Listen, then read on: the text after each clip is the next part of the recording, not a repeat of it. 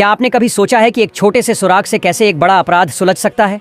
एक ऐसा केस जिसमें हत्या की गुत्थी इतनी उलझी हुई हो कि पुलिस भी हार मान ले, लेकिन फिर एक ईमानदार और दृढ़नायक अधिकारी के हाथों में वह केस आता है और सारी सच्चाई सामने आती है। जुर्म की दुनिया, रहस्यमय घटनाएं और वह पुलिस ऑफिसर जो किसी भी कीमत पर न्याय की लड़ाई लड़ता है। आइए इस दिलचस्प और रहस्यमय क्राइम स्टोरी की शुरुआत करते हैं, जहां हर मोड़ पर एक नया रहस्य आपके सामने आएगा। 8 जनवरी 2018 को केरल के एर्राकुलम में कुछ मछुआरे नदी के किनारे से गुजर रहे थे। तभी उन्होंने झाड़ियों में एक नीले रंग का ड्रम देखा जिससे तेज गंध आ रही थी। वैसे तो यह ड्रम काफी दिनों से वहां पड़ा हुआ था, लेकिन उस दिन इसमें से बहुत तीखी और अजीब सी गंध आ रही थी। इस पर मछुआरे तुरंत पुलिस को कॉल करते हैं। कुछ देर बाद पुलिस घटनास्थल पर पहुंचती है और उस ड्रम को झाड़ियों से बाहर निकाला जाता है। जैसे ही पुलिस ने उस ड्रम को खोलने की कोशिश की, गंध और भी तेज हो जाती है जो एकदम असहनीय और भयावह थी। पुलिस को जब उस ड्रम से आ रही गंध महसूस होती है तो उन्हें शक होने लगता है कि शायद इसमें किसी शव को बंद करके फेंका गया है। ड्रम को बेहद सावधानी से बाहर निकाला जाता है और उसके अंदर भरी हुई कंक्रीट को तोड़ने पर जो हुआ वह पुलिस के डर को सही साबित करता है। कंक्रीट के अंदर से हड्डियां, एक बालों का गुच्छा, कुछ भारतीय करेंसी नोट, एक अंडरगारमेंट और एक पायल मिलती है।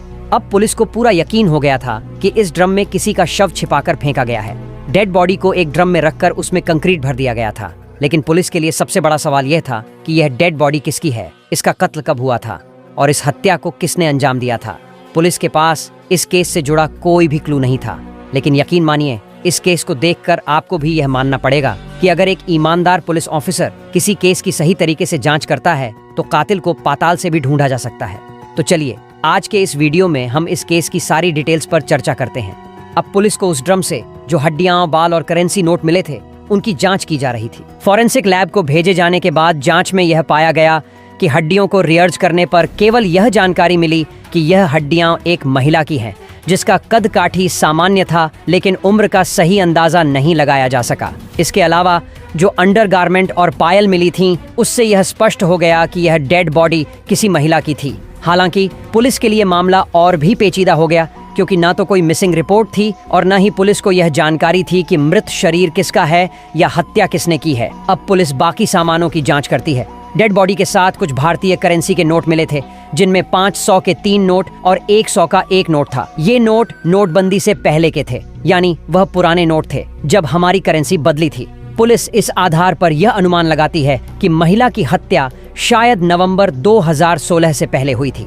इसके बाद पुलिस उन मछुआरों से भी बात करती है जिन्होंने इस ड्रम को देखा था। मछुआरे पुलिस को बताते हैं कि वे करीब 2 साल से इस ड्रम को ऐसे ही देख रहे थे, लेकिन अब उसमें से बहुत तीखी बदबू आ रही थी, इसलिए उन्होंने पुलिस को कॉल किया। यही एकमात्र क्लू था जो पुलिस को इस मामले में मिला। ये अनुमान लगाया गया कि डेड बॉडी जिस महिला की है उसकी हत्या नवंबर 2016 से पहले हुई होगी, क्योंकि इस केस में पुलिस को कोई ठोस और पुख्ता सबूत नहीं मिले थे। इसलिए यह केस बाकी मामलों की तरह बंद हो सकता था। लेकिन इस केस में एक खास बात थी कि इसे जो ऑफिसर इन्वेस्टिगेट कर रहे थे उनका नाम सीबी टॉम था, जो केरला में एक बहुत ही सम्मानित पुलिस अधिकारी के रूप में जाने जाते थे। वे किसी भी केस की गहराई तक जाकर उसे सुलझाने के लिए प्रसिद्ध थे। अब 11 जनवरी 2018 को सीबी टॉम को एक कॉल आती है जो एक फॉरेंसिक टीम से थी और उन्हें बताया जाता है फॉरेंसिक लैब में भेजी गई हड्डियों में से एक पैर की हड्डी में एक स्क्रू और वॉशर मिला था, जो यह संकेत देता है कि जब किसी का पैर टूटता है तो एंकल की हड्डी को जोड़ने के लिए स्क्रू और वॉशर का इस्तेमाल किया जाता है। यह सबूत सीबी टॉम के लिए काफी महत्वपूर्ण था, इसीलिए वे तुरंत फॉरेंसिक लैब जाते हैं और इस स्क्रू और वॉशर को अपनी हिरासत में ले लेते हैं। सबसे पहले उन्होंने उस स्क्रू पर लिखे एक कंपनी के नाम को देखा जो था पीटकर।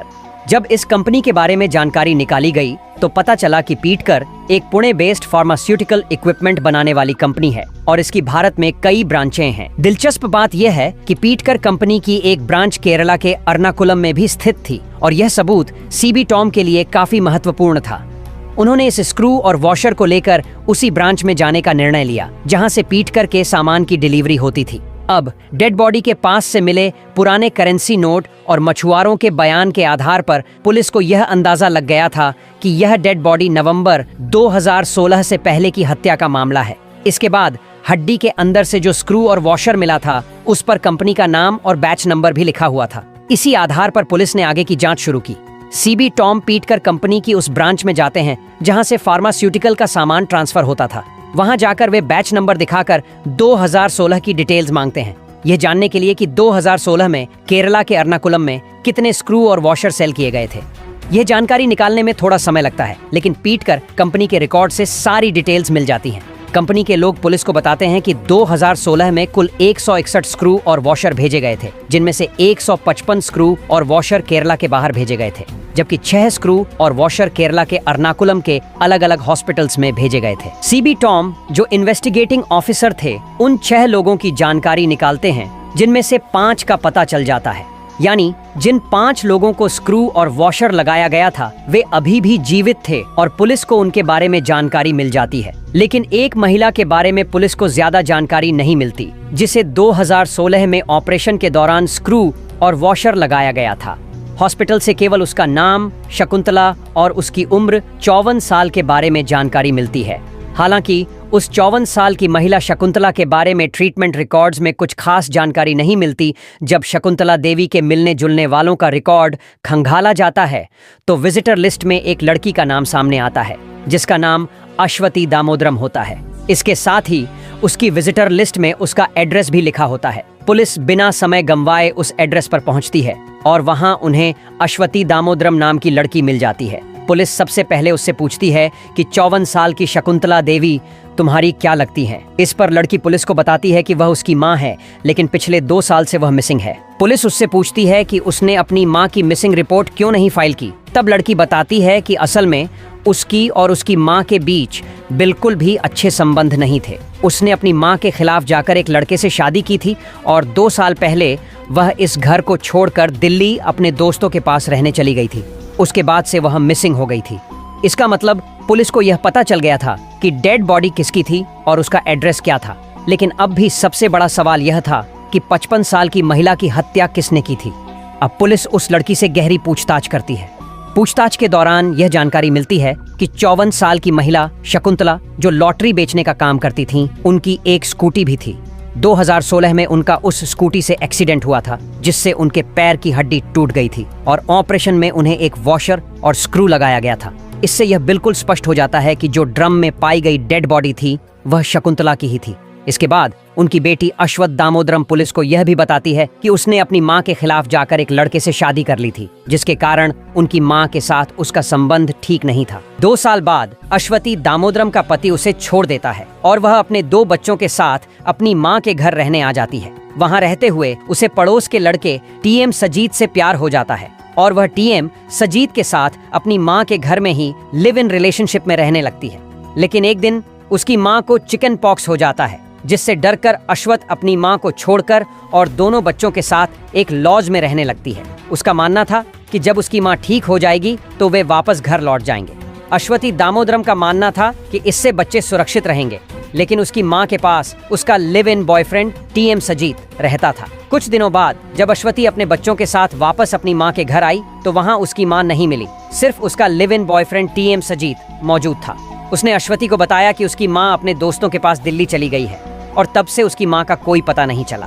अब जांच में पुलिस को यह शक होने लगा कि 54 साल की महिला की हत्या टीएम सजीत यानी अश्वती दामोदरम के लिव इन बॉयफ्रेंड ने ही की हो सकती है। जब पुलिस अश्वती दामोदरम से टीएम सजीत के बारे में पूछताछ करती है तो यह पता चलता है कि उसकी मां के घर से जाने के कुछ ही दिनों बाद टीएम सजीत की हार्ट अटैक से मौत हो गई थी। इस बात की पुष्टि करने के लिए जब पुलिस उस हॉस्पिटल का रिकॉर्ड निकालती है जहां उसे एडमिट किया गया था, तो डॉक्टर्स के रिकॉर्ड में भी यही जानकारी मिलती है कि टीएम सजीत की मौत हार्ट अटैक के कारण हुई थी। इसका मतलब यह था कि पुलिस जिस पर शक कर रही थी वह बेगुनाह निकला।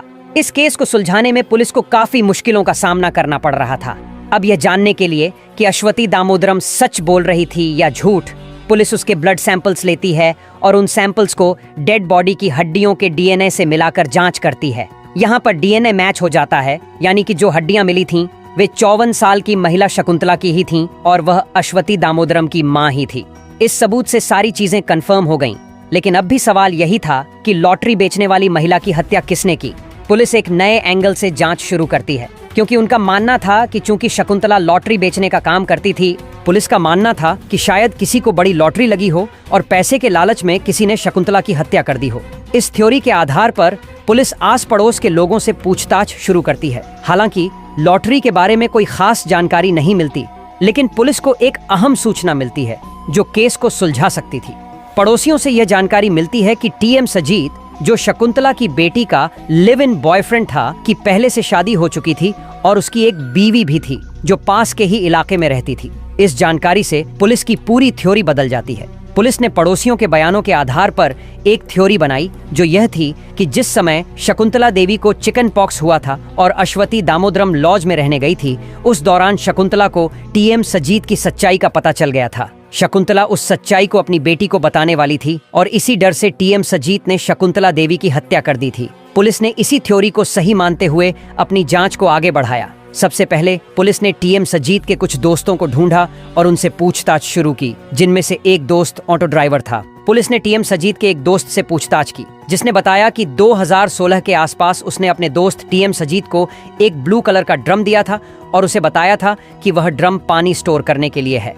अब पुलिस की थ्योरी सही दिशा में बढ़ रही थी, क्योंकि जिस ड्रम में लाश मिली थी वह भी ब्लू कलर का था। इसके बाद पुलिस ने टीएम सजीत के कुछ और दोस्तों से भी पूछताछ की और उन्हें पता चला कि नवंबर 2016 के आसपास एक दिन टीएम सजीत अपने दोस्तों के साथ उस ब्लू कलर के ड्रम को नदी किनारे फेंकने गया था। टीएम सजीत के दोस्तों ने उसकी मदद की, लेकिन उन्हें बाकी कुछ भी नहीं पता था। इस तरह केस पूरी तरह से सुलझ गया था। पुलिस ने यह स्पष्ट कर लिया था कि टीएम सजीत ने ही शकुंतला देवी की हत्या की थी। उसने अपने ऑटो ड्राइवर दोस्त से एक नीले रंग का ड्रम मंगवाया, उसमें शकुंतला की डेड बॉडी को स्टोर किया और कंक्रीट भरने के बाद अपने बाकी दोस्तों की मदद से उस ड्रम को नदी के किनारे फेंक दिया। इसके साथ ही दोस्तों ने यह भी बताया कि जिस दिन उन्होंने ड्रम को नदी में फेंका था, उस दिन टीएम सजीत ने एटीएम से कुछ पैसे निकाले थे और उन्हें अपने दोस्तों को दिए थे। अब इस एटीएम ट्रांजैक्शन के बारे में 2016 में जब एटीएम से पैसे निकाले गए थे, तो ट्रांजैक्शन का समय और जानकारी बिल्कुल सही मैच कर रही थी, जिससे यह साबित हो गया कि टीएम सजीत के सभी दोस्त सच बोल रहे थे। इस तरह केस पूरी तरह से सुलझ गया। पुलिस ने यह स्पष्ट कर लिया कि शकुंतला देवी को टीएम सजीत की सच्चाई का पता चल गया था और वह यह सच्चाई अपनी बेटी अश्वत दामोदरम को बताने वाली थी। इस वजह से टीएम सजीत ने अपनी सास यानी अश्वत दामोदरम की मां की हत्या कर दी थी। लेकिन हत्या के बाद उसे इतनी गिल्टी महसूस हो रही थी कि उसने साइनाइड का इस्तेमाल करके आत्महत्या कर ली। साइनाइड केमिकल का सेवन करने से व्यक्ति को ऐसा हार्ट अटैक महसूस होता है